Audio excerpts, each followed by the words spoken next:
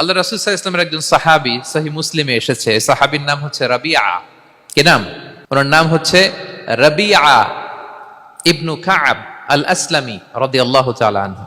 উনি বলেন, কুনতু আবিতু ইনদা রাসূলিল্লাহ, একবার আমি রাত্রিবেলা রাসূল সাল্লাল্লাহু আলাইহি ওয়াসাল্লামের সাথে ছিলাম, কোনো এক কারণে রাসূলের সাথে রাত কাটিয়েছি।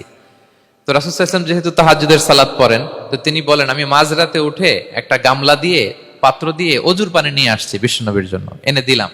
বিশ্বনবী এত খুশি হলেন, আমাকে বললেন, সাল, হে কাব, তোমার কি লাগবে চাও। উনি বললেন, আসআলুকা মুরাফাকাতাকা ফিল জান্নাহ।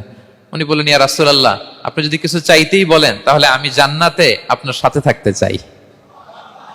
দেখেন কিভাবে ওনারা সুযোগ কাজে লাগাতেন। অজুর পানি নিয়ে আসছে, বিষ্ণুবী খুশি হয়ে গেলেন, বলেন, তুমি কি চাও? বলে, আসআলুকা মুরাফাকাতাকা ফিল জান্নাহ। বড়টাই চাইছে, ছোটখাটো জিনিস চাই নাই। নবী, হে, আমি জান্নাতে আপনার সাথী হতে চাই। বিষ্ণু বললেন, আওয়া গায়রা যালিক, আর কিছু চাও, অন্য কিছু লাগবে? বলতেছে, না, উরিদু যাক, শুধু এইটাই চাই।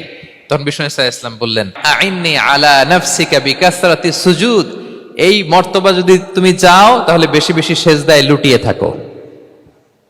আলাইকা বিকাসরাতি সুজুদ, বেশি বেশি সেজদা দিও। যদি সেজদায় পড়ে থাকতে পারো তাহলে জান্নাতে আমার সাথী হতে পারবা।